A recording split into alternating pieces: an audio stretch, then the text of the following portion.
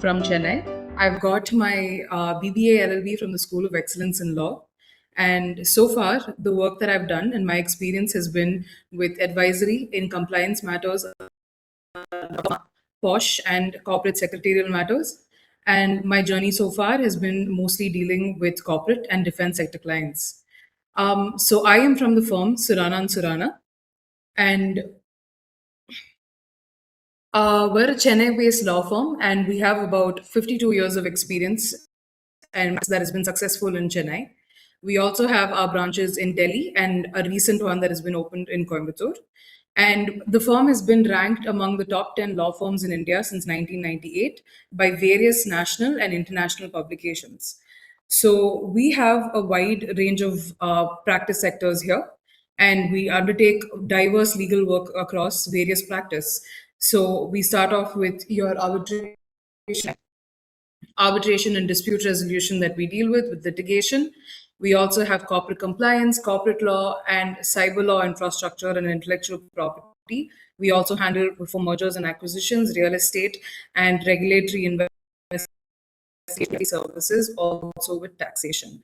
So each practice against and acclaimed professionals, and the firm has also been established a defense practice, and we're currently advising several OEMs as well.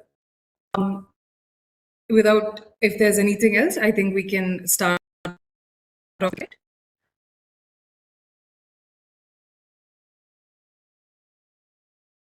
And also, before I continue, if there's any questions from the participants into the chat box section, so of course, at the end, we'd be happy to answer the questions that you have posted there.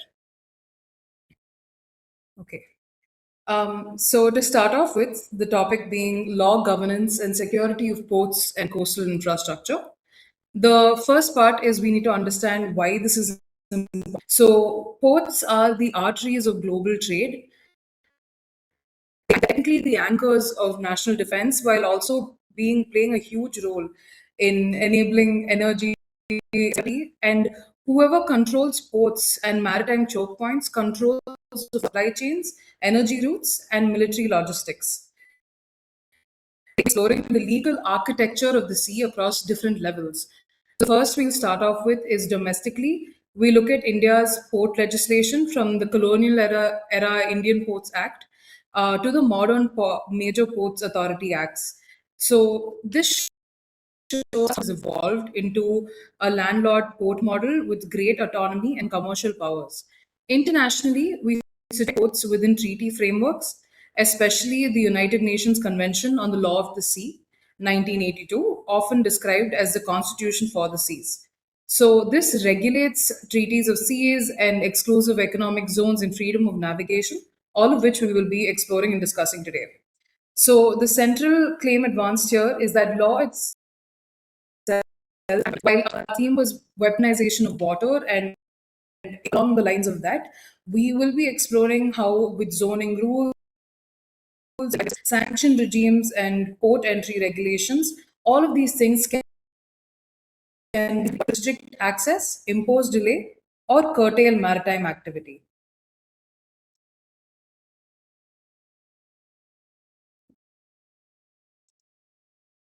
So the first section, why we'll be what we're covering today, is why ports and coastal infrastructure matters. So ports are the physical points through which nations participate in global trade, energy supply chains, and military logistics. Approximately 80% of global trade by volume moves by sea, and port access is therefore not merely an economic question, but a geopolitical one. And the most important things, the roles that they have to play, is of three dimensions. The first is when it comes to trade and commerce. Ports are the loading and unloading points for goods, raw materials, manufactured products, food, and consumer items. Disruption to a major port creates consequences across various supply chains into very different countries. The second is your energy infrastructure. Oil terminals, LNG import facilities, and underwater pipelines are either located or are connected to coastal port infrastructure.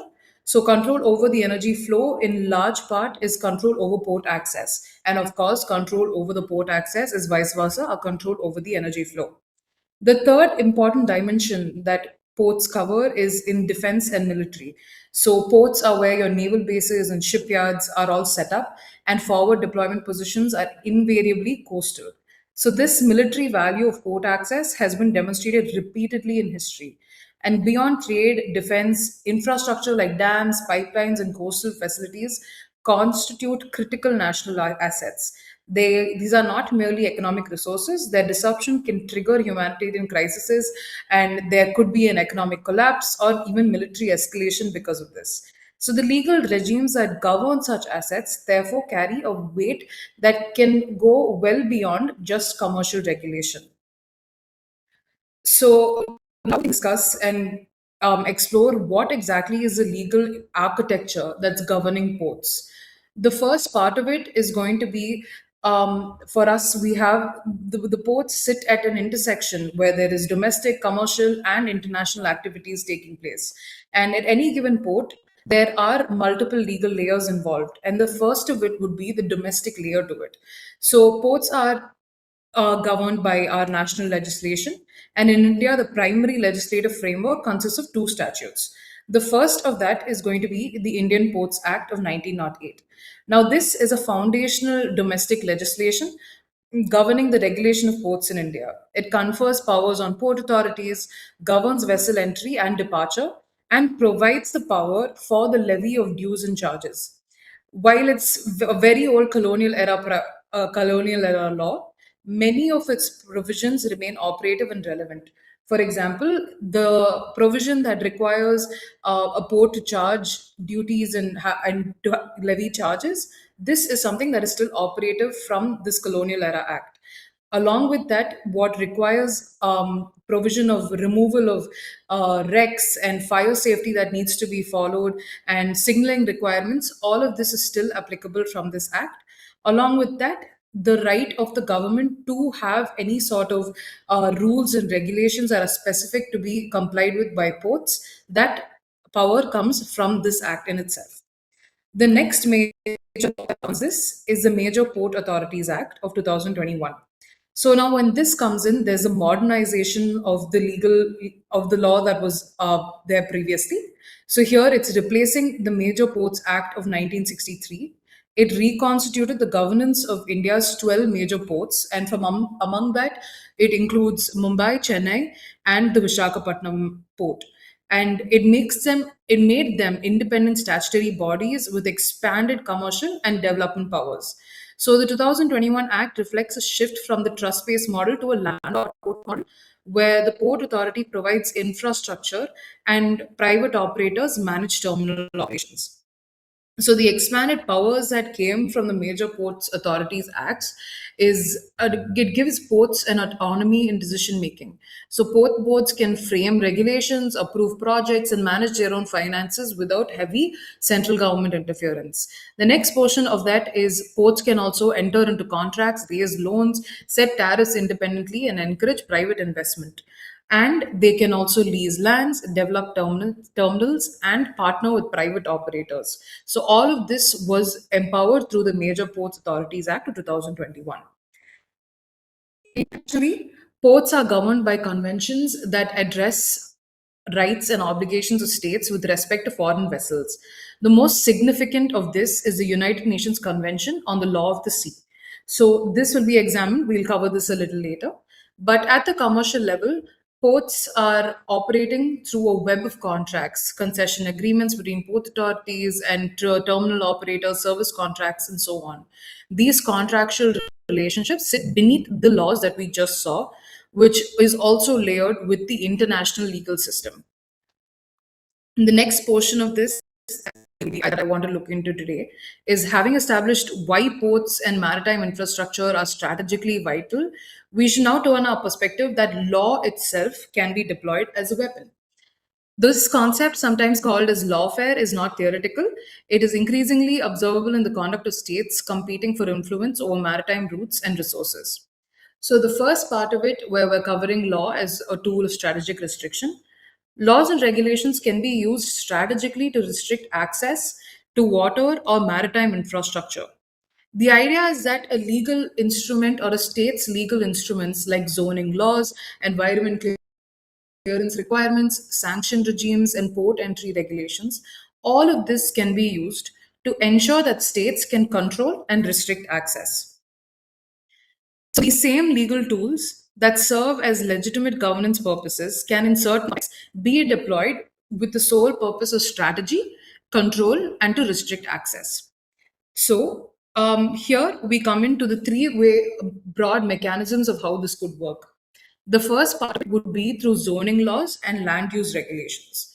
So zoning laws in the Indian context, the first of it starts off with the Coastal Regulation Zone Notification, which is issued under the Environment Protection Act of 1986. So, this zoning laws and these notifications very specifically demarcate coastal areas and restrict activities that can be carried out within such coastal areas. On their face, it seems like it's serving a very environmental conservation objective, and they can prevent unregulated construction and development in ecological sensitive zones. However, the regulatory discretion embedded in such laws can be selectively exercised. And so, these zoning restrictions can block port expansion, prevent the construction of competing terminals, or even deny access to coastal land for infrastructure development. And this can definitely be applied in a way that is geopolitically motivated. So the notifications classify coastal stretches into zones with varying degrees of permissible activity, and any port development project requires clearance under these notifications. So the grant or denial of such clearance, while nominally an environmental decision, has strategic implications for maritime. The second part of it is going to be environmental approvals and administrative delays. So, in under environmental clearance requirements, they can cause delays for any infrastructure project by months or years if the conditions for those clearances have not been met. So, this mechanism is perhaps the most subtle form of legal weaponization because the procedural requirements of legitimate regulatory systems like public consultations, environmental impact assessments, judicial challenges, all of these things can impose a delay and will cause a strategic cost on a particular rival. So this tool is particularly effective in democratic systems with active civil society and independent courts because the regulatory process provides multiple points of intervention. A competitor seeking to delay a rival's infrastructure development can fund or mobilize opposition through these legitimate channels without directly engaging in any impact. The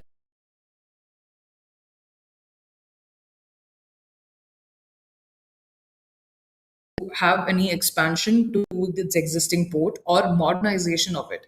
It would require clearances under the environment clearance and the coastal regulation zone clearance. And both of these will be applicable, as already discussed, under the Environment Protection Act. So, what would happen here is even if the clearances are provided and granted by the government, there could be a possibility that civil society groups and rival interests may challenge the clearances. And this challenging could happen through the National Green Tribunal raising concerns about the ecological impact and procedural flaws. And when this happens, because of the litigation, this becomes a time consuming process and will indefinitely cause delays. The next part is when we talk about sanctions. So, sanctions, whether they're imposed by the United Nations Security Council or the European Union or the United Nations Security States Treasury Department, all of these can prevent ships from even docking at ports.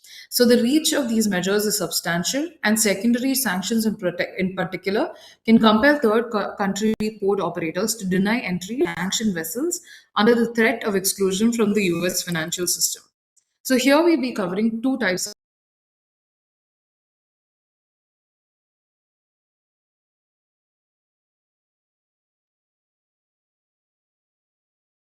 prohibiting American companies from trading with countries in the Middle East. Similarly, secondary sanctions extend beyond just the primary target to third parties. They penalize non US entities that continue doing business with a sanctioned party. For example, if a port operator in Singapore allows a sanctioned vessel to dock, the US could restrict that operator in Singapore's access to the US financial system. So, both of these sanctions have a strong control, and the UN Security Council's actions is binding on all UN member states under Chapter 7 of the UN Charter.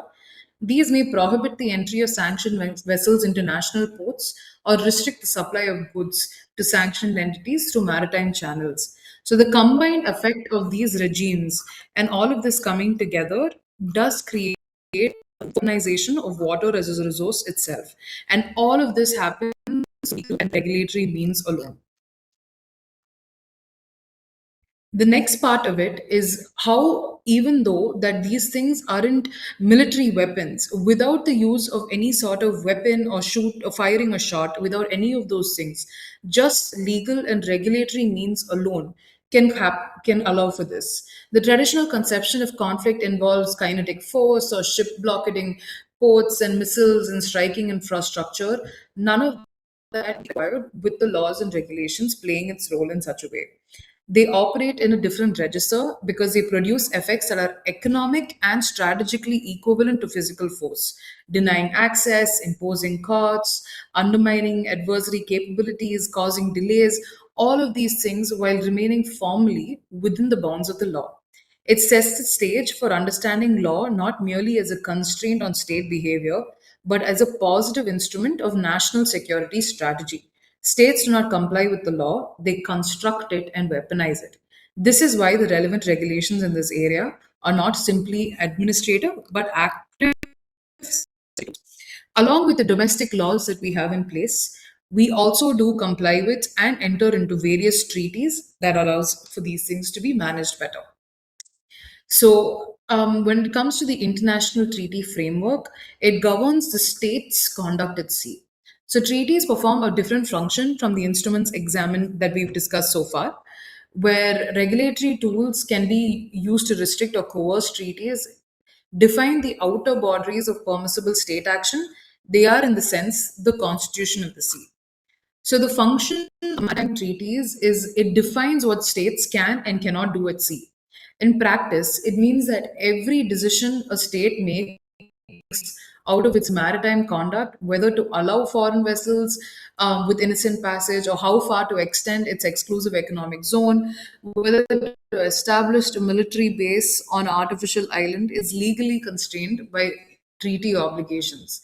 Powerful states have at various points in history been tempted to act unilaterally at sea, to claim border territorial seas, and to deny navigation rights to rivals, or to even assert that the resources that are in sea that they have the rights over it or rights over any disputed areas.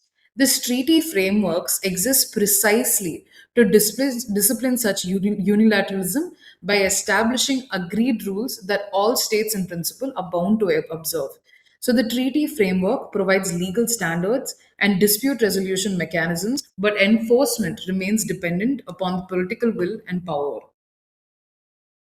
The next part is one of the most important treaties that we will be discussing today, and this is the United Nations Convention on the Law of the Sea.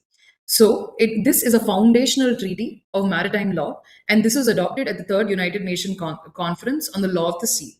It entered into force in 1994 and has been ratified by over 160 states, including India.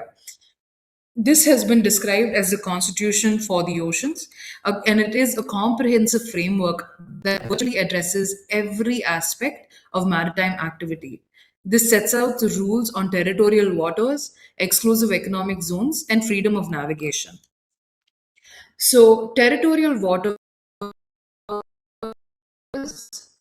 is defined in better words as 12 nautical miles.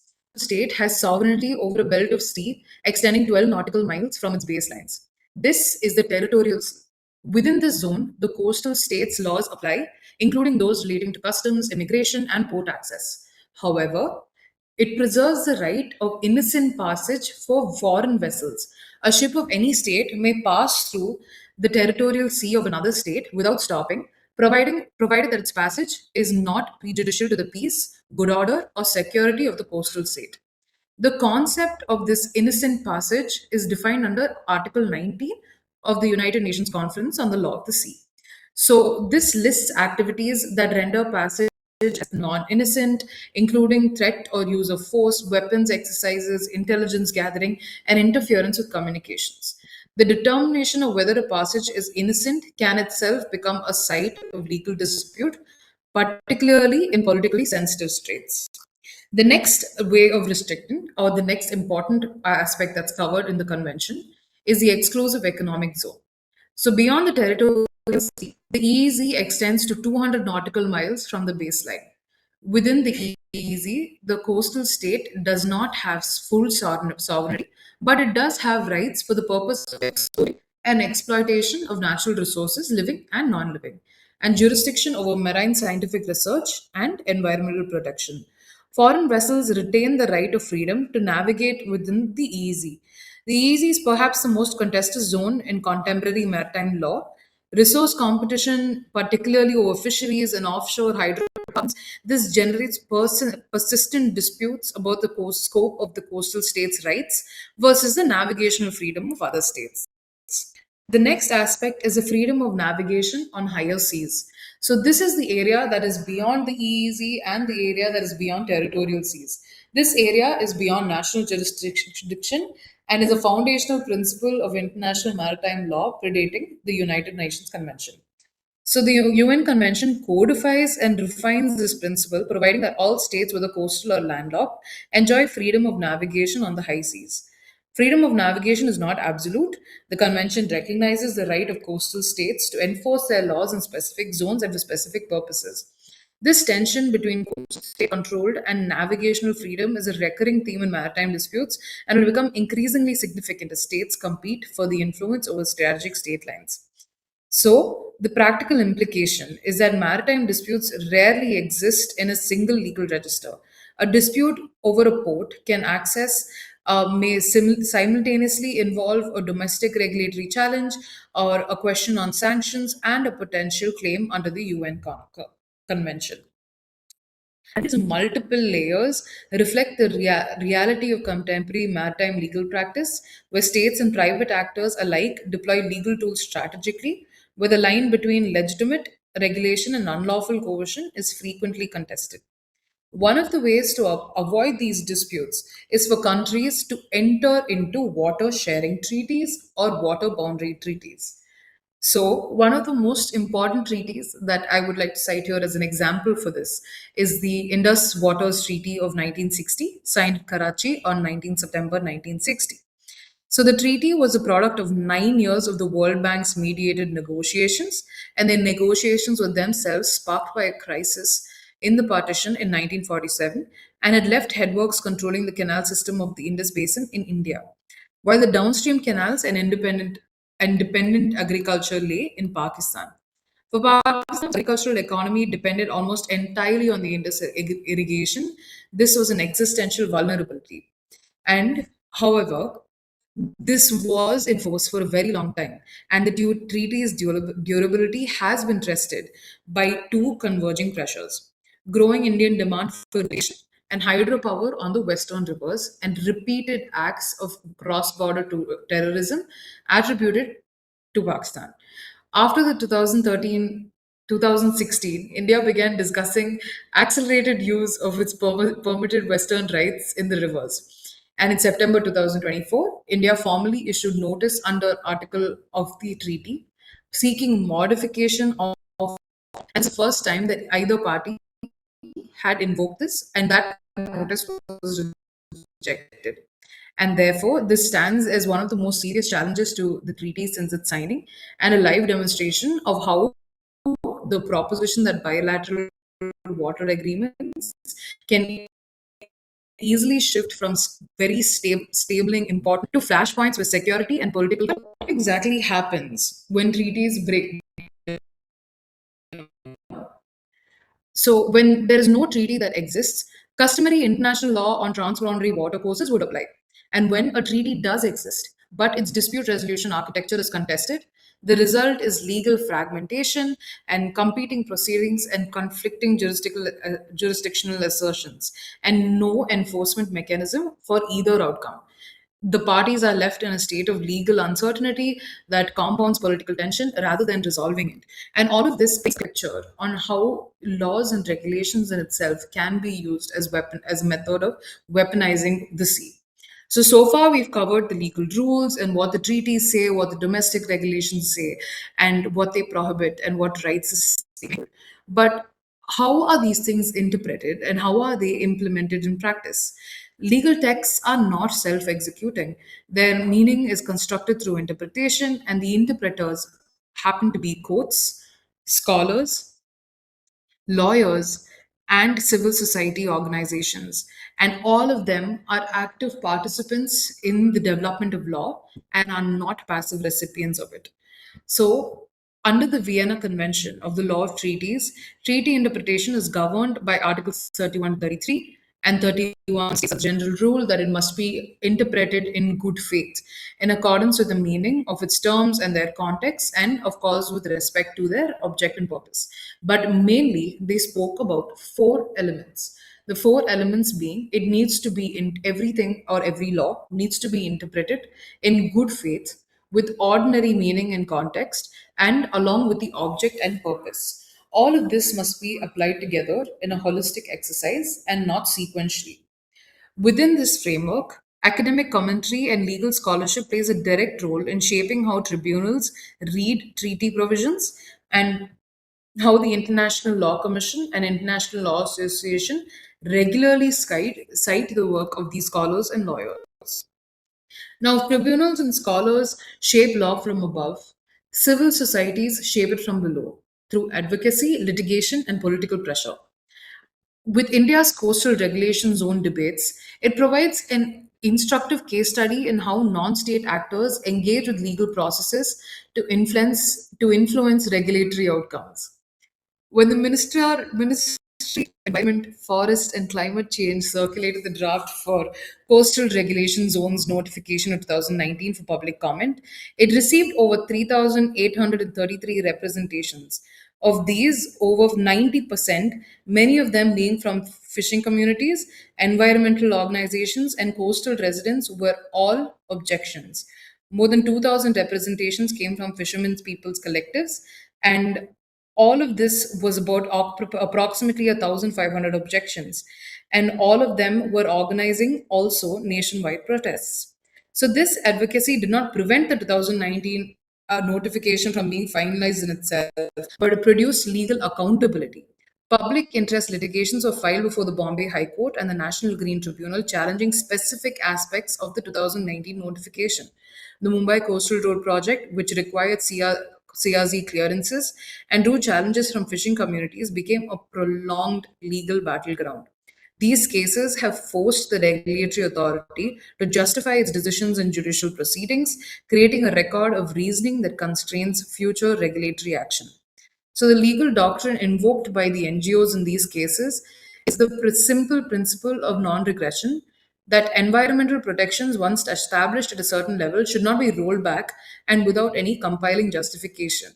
While this is still not yet something codified in law, it is a principle that has been held up and will be covered under the Article 21. So, part that is also there for us to explore is the gaps in the emerging.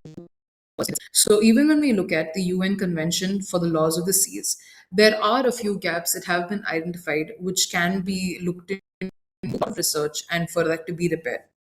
So, where the United Nations Convention designates the international seabed area and its mineral resources as a common heritage of mankind to be administered by the International Seabed Authority for the benefit of all states, particularly developing ones. This designation was not a milestone in the effort to prevent wealthy states from appropriating the deep sea mineral wealth discovered in 1960s. However, the convention framework for mining regulation is also incomplete. It provides for a mining code governing exploration and exploitation, but the code's provisions remain unfinished. Meanwhile, pressure to commence all sort of commercial deep sea mining has intensified, and this remains as a solid gap in the UN Convention. Along with which, something that all of us would be aware of already is a rise in the sea level.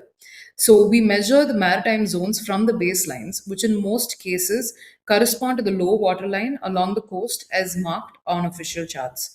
As sea levels rise, these low water lines recede, and with them, the baselines from the territorial seas, EEZs, and continental shelves are measured. If baselines are shifting automatically as coastlines change, low-lying states could lose substantial portions of their maritime zones, with profound consequences to fishery access, offshore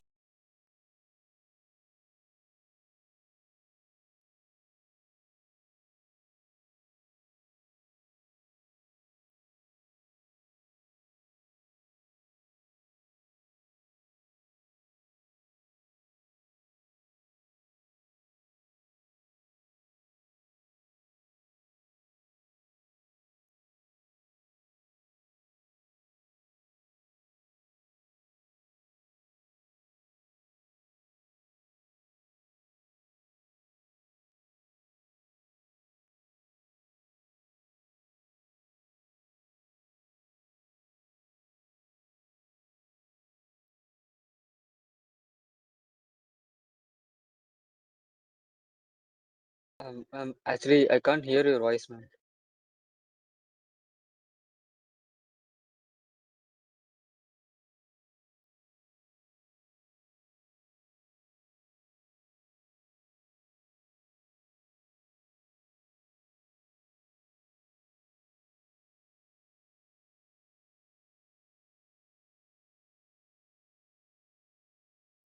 Am I audible, ma'am? I can't hear your voice.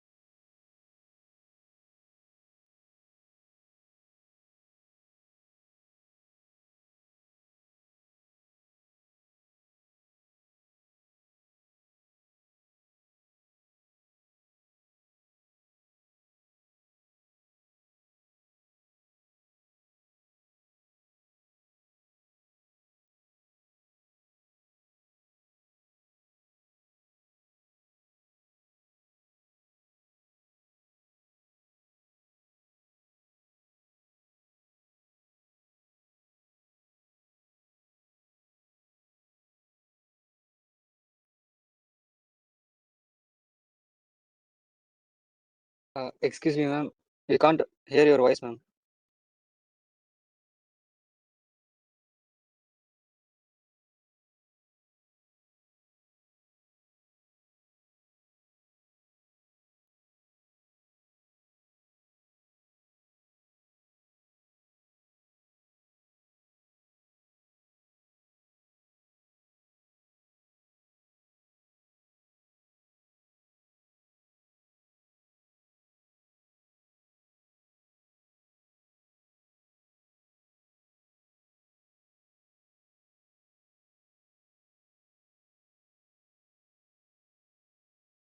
Am I audible? Yeah, ma'am. Now we can hear you, ma'am.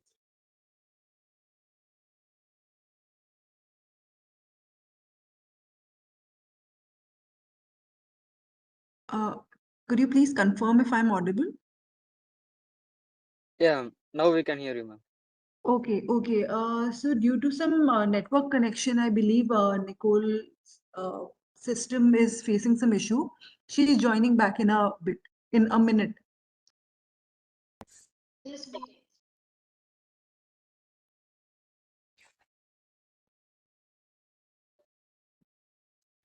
Am I audible now, sir? Yeah, ma'am. We can hear you now, Uh, ma'am. Perfect. All right.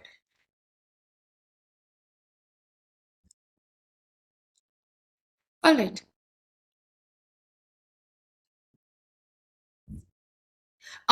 Sorry, could you just let me know from where my audio got cut off so I can continue from there?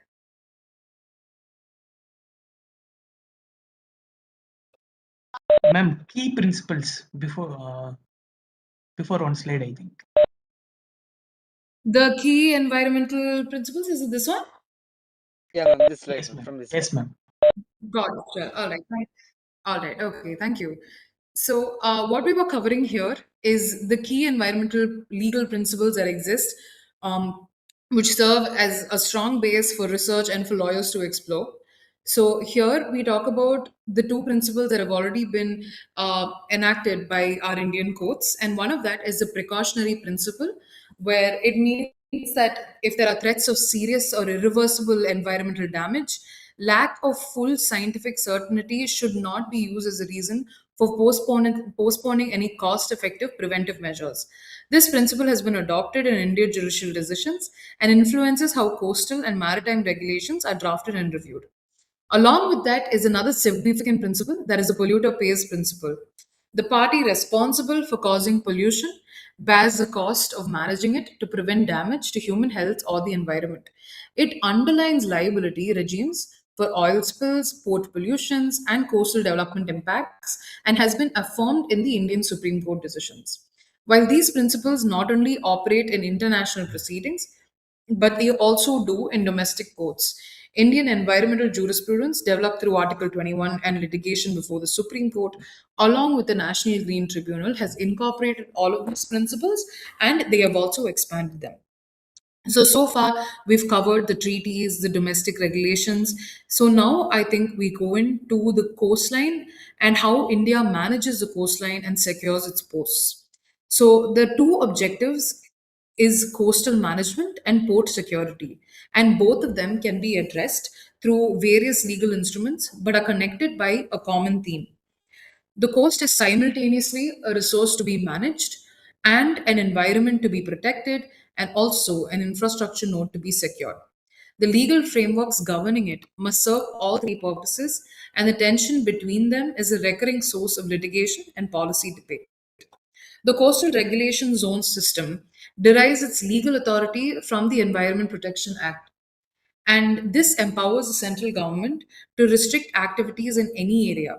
The Ministry of Environment, Forest and Climate Change is a nodal authority supported by the coastal zone management authorities at the central, state, and union territory levels. The substantive content of this regime has been set out in three successive notifications, which we will be covering right away. So, the first notification is the Coastal Regulations Notification of 1991. So, this represented a conservative first approach. It designated the entire coastal stretch up to 500 meters from the high tide lane as a coastal regulation zone and divided it into four categories based on ecologically sensitive and land use. So, the Coastal Regulation Zone 1 covered ecologically sensitive areas including mangroves, coral reefs, salt marshes, and nesting grounds of marine turtles, in which almost all construction and development activities were prohibited. In the Coastal Regulation Zone 2, it covered the developed urban coastal areas where development was limited to structure on the landward side of the existing roads. The Coastal Regulation Zone of Characterization 3 covered rural and relatively undisturbed coastal areas with specific restrictions. And 4 covered the territorial waters themselves, addressing pollution. So the 1991 notification set a no development zone of 200 meters on the landward side in the Coastal Regulation Zone 3 areas. In 1996, the Supreme Court delivered a landmark intervention, a public interest litigation, that challenged rampant violations of the 1991 notifications, where construction, demolitions of fishermen's huts, and industrial activities were happening within the CRZ limits. The court directed the preparation of the coastal zone management plans by all coastal states and union territories and prohibited further construction and violations of the notification. It also issued a warning that since has become frequently quoted and stated in Indian environmental jurisprudence that enactment of a law but tolerating its infringement is worse than enacting a law at all. The next notification was the one in 2011. So the notification in 2011 was more nuanced. It added an island specific category, that is Coastal Regulation Zone 4, for the Andaman and Nicobar Islands and also the Lakshadweep groups. This strengthened protections for fishing villages and their traditional rights and introduced the hazard line as a planning tool. So the hazard line is a tool which is used for demarcating areas vulnerable to flooding, erosion, and from storm surges and sea level rise. And for this, it was made to ensure that the cities and coastal zones are prepared for the survey and used by states for disaster risk reduction planning. The next notification that came out was in 2019. So, the 2019 notification represented a significant shift towards facilitating coastal development. Its principal changes were the subdivision of coastal regulation zones from 1 into 1A, which is ecologically sensitive areas with stricter protections, and also 1B, intertidal zones. The reduction of the no development zone to reduction of the no development zone in densely populated coastal regulation category 3 areas from 200 meters to 50 meters, the promotion of coastal tourism infrastructure and the removal of the hazard line from the regulatory framework, retaining it only for informational purposes. Procedurally, the notification streamlined clearance requirements with projects below a specified threshold receiving clearance from state level bodies. But this notification was widely criticized by environmental advocates and fishing communities for pushing back on something and rolling back something that they have had in place for 28 years. That was to the removal of the hazard line. We then move to the Disaster Management Act of 2005. So, here, this is one of the most important pillars when it comes to coastal management and port security. And this architecture is the Disaster Management Act, which was enacted specifically in the aftermath of the 2004 Indian Ocean tsunami, which killed over 10,000 people and had devastated the islands of Andaman and Nicobar, and of course the coast of Tamil Nadu and Andhra Pradesh. The act reoriented India's approach to disasters from a reactive, relief centric model to a comprehensive framework emphasizing prevention, mitigation, and preparedness for what needs to happen. So, for ports and coastal infrastructure, the Act operates in two ways. First, coastal districts, particularly those on cyclone prone east and west coasts, prepare specific cyclone and storm surge response plans. And the National Cyclone Risk Mitigation Project has financed early warning systems, last mile communication systems, and cyclone shelters in the vulnerable coastal districts. And the hierarchy of this act lays down the authority for the National Disaster Management Authority, which is chaired by the Prime Minister. Along below that is the State Disaster Management Authorities, which is chaired by the Chief Minister. And at the district level, District Disaster Management Authorities, which is chaired by district collectors, who are the front line and they are the first and direct responses. So the national level authority issues guidelines, the state level authority issues state plans, and the district level authority ensures that these plans are implemented. We then move to the final section where we examine what happens when all of this architecture, all of these levels of laws and legal compliance and legal clearances, what happens when all of this is tested? So these can be tested by natural disasters, deliberate attacks, or systematic disruptions. The question is not only whether ports and coastal infrastructure can physically withstand such events, but whether the legal frameworks is adequate to ensure continuity, accountability, and recovery. Legal preparedness, in other words, is as important as physical preparedness. So the first part of this is climate stress. So India's coastline is there's so many climate vulnerabilities in it. The Bay of Bengal generates 67 cyclones, and you have the Arabian Sea, which is less cyclone prone but has intense storms. And the legal framework for climate resilience at ports operates through various instruments, both of which we've covered as the Disaster Management Act and the authority that handles it. So India has also joined the Coalition for Disaster Resilient Infrastructure, a multi-country initiative promoted by India and launched at the UN Climate Action Summit in 2019. They developed standards and technical assistance for climate resilient infrastructure. Now, what happens is that these India infrastructures contracts and project financing agreements do not yet systematically incorporate these clauses from the Coalition for Disaster Resilient Infrastructure. But because of this, there is a gap that increases fiscal exposure when climate events do damage our port infrastructure. The next part of it is when there is actual sabotage and terrorism. So India's security apparatus was transformed by the November 2008 Mumbai attacks. The attack exposed critical vulnerabilities in India's coastal surveillance and the coordination architecture and the laws in place to protect from these things. So India established a new national commission for strengthening maritime and coastal security. Under the cabinet secretary, the Coast Guard's mandate and fleets were also expanded. The Coast Guard surveillance network and a chain of radar stations along with the entire Indian coastline was completely accelerated. The next part of it is when we come to port shutdowns. And this is something that we truly examine at the time of COVID 2019, where the next element it was to deal with this. And for the first time in modern history, a simultaneous shutdown of port operations across multiple jurisdictions occurs, and not because of any hostile action, but simply because of the health emergency measures that were required to be taken. There was a nationwide lockdown announced on 24th March, and which carried on. And because of this, under the Disaster Management Act and the Epidemic Diseases Act, it had halted most of port services except those expressly declared and as essential.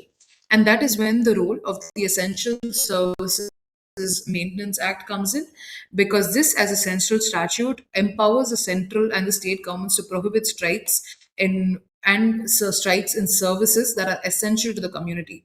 Port services, specifically the loading, unloading, transportation, and storage of goods at any port and customs operations, are expressly listed as essential services. The third that also gives room for this was the Epidemic Diseases Act. And because of this, which is a four-section simple colonial law, lays down to take specific measures and prescribe regulations for containing dangerous epidemic diseases. While its primary use in 2020 was to regulate quarantine and public health measures, it provided additional authority for port entry, screening, and regulation of all of the vessels that were arriving. Another part that is very important here for us to test whether this infrastructure is resilient and whether the laws are protecting the nation's security. The Disaster Management Act's emergency response is was something that was implemented in 2005, and it is not only reactive but it is increasingly prepositioned. The National Disaster Response Force deploys battalions to coastal states in advance of cyclone season, and preparedness requires ports to suspend operations, shelter vessels, and secure loose equipment at defined wind speed thresholds. These protocols are legally backed by the Port Authority's powers under the Major Port Authorities Act of 2021 and also in the Colonial Era Act of the Indian Ports Act of 1908. So, post disaster continuity requires financial as well as operational legal infrastructure. And the National Disaster Response Fund and State Disaster Response Funds established under the Disaster Management Act provide financing for immediate relief and restoration. However, reconstruction of port infrastructure like breakwaters and containing handling equipment and all of those things fall outside this infrastructure and they require separate budgetary allocations for the same. Laws in maritime and water security domain is never a passive backdrop.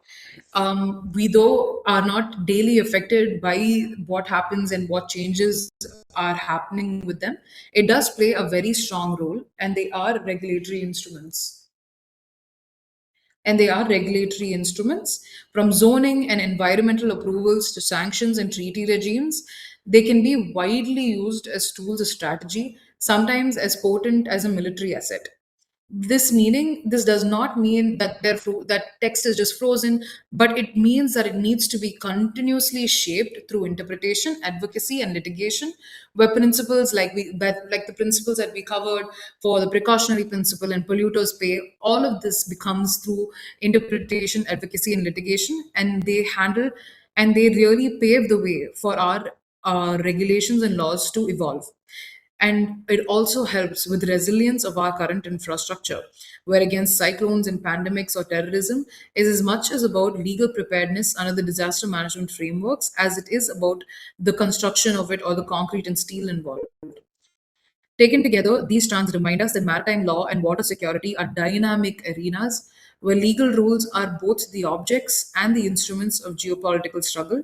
And to understand them is to recognize law itself as a field of power, shaping access, resilience, and security without a single shot being fired. Um, I think I've covered most of everything that I wanted to discuss today. I hope I have wrapped it up on time. Um, these are our details for reaching out to us in case anything is required.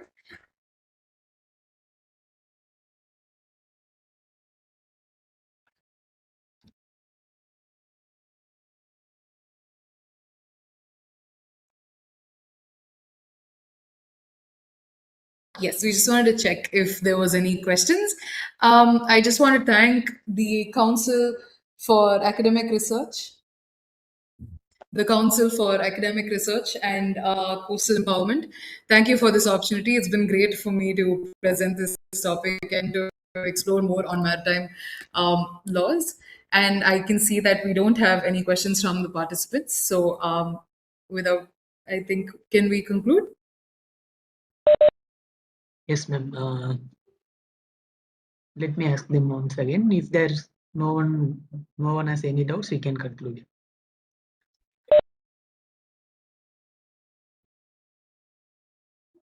Interns, you guys have any doubts? If yes or no, just please type in chat box.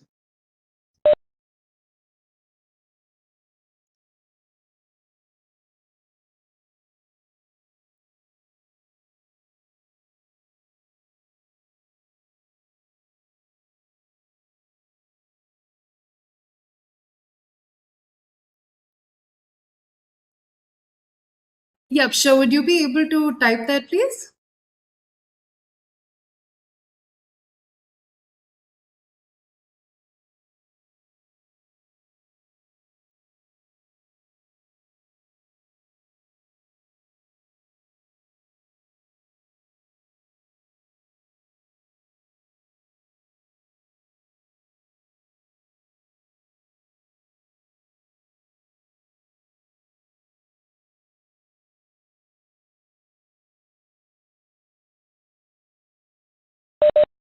There is one question from Aryan.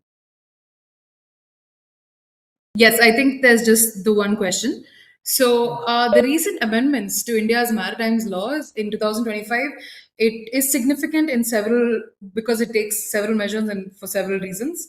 First is that it replaces the outdated laws. If you've seen, I think the ones that I refer to are from 1908 and 2021. So there is definitely the need for newer regulations, which is one thing that is very important that it does, and it aligns our infrastructure and our legal the laws in place with the global standards required. So the new laws also are strengthening safety norms and emergency preparedness, and very importantly, focusing on marine pollution control, making the sector a little more safer and secure. So, especially, it also lines up with the International Maritime Organization. So, further aligns with their protocol to ensure that to ensure there's safeguarding of the marine ecosystems. And this reflects clearly in a way to reflect India's commitment towards the IMO protocol.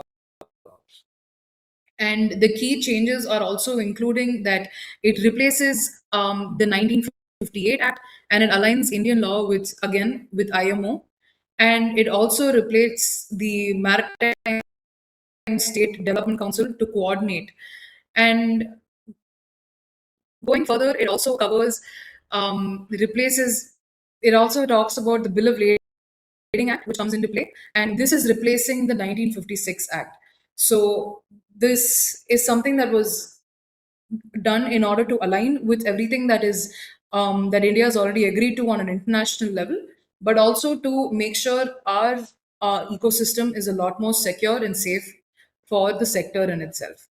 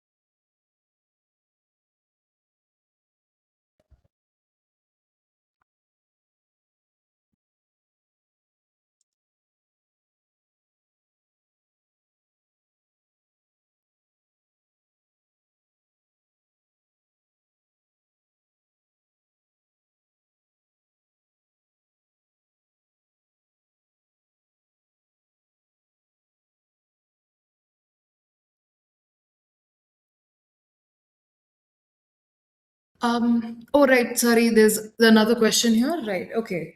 So, okay. So they have been mapping into the Indian Ocean, and it is a strategic and it is definitely a security concern for them. And for us to counter it, it requires a lot of legal measures that needs to be taken. And also it involves that India needs to expand our domain awareness, and even more, it's more strengthen our surveillance here. So, what we can do and what has been happening is that China has been mapping for port building efforts or whatever strategy that they have in mind to secure sea lanes and project influence in the Indian Ocean. And this does have a major stake for us in terms of our security. And nearly 80% of our crude oil passes through our Indian oceans.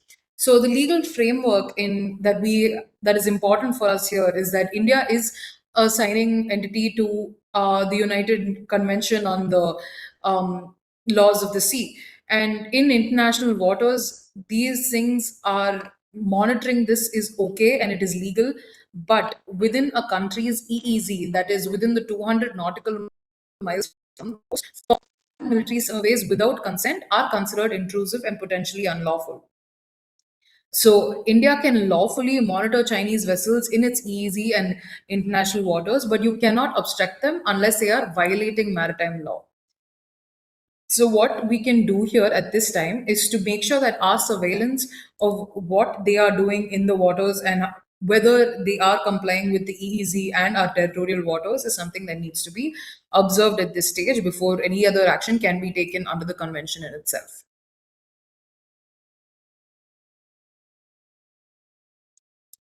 Yes, ma'am. Also another one from Divisha.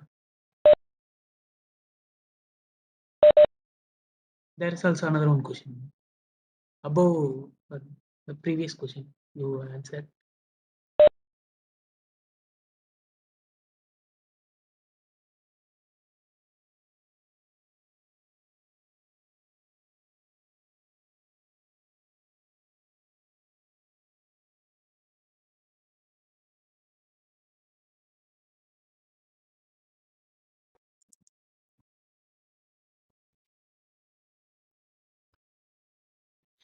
So our laws do face a complexity to handle this, to handle these large scale abandonment during crisis, because enforcement is fragmented across flag states, port states, and ship owners, and leaving these things stranded without wages, repatriation, the weak financial security systems, poor coordination, and loopholes in the maritime legal conventions make protection very inconsistent. So the challenges here would be to split the responsibility between the ports and the states and the flag states and the ship owners on how this needs to be handled and who needs to be held accountable for it. Along with that, even though that they mostly they would require ship owners to maintain financial security, some have ratified this convention, leaving gaps in legal protection. So, this is something that is very complex with the law and has a lot more work that needs to be done to refine this and take it forward. Is there any other question that I've missed up? No, ma'am, that's it. All right. Okay, I think there are no more questions. So again, my thank you to the council for organizing this, and thank you for all of you for listening patiently, and of course for asking your questions, so we can also activate and think of these perspectives. Thank you all. I think I'm going to sign off. Yes, Thank you, ma'am. Thank you so much for the session. And Thank you.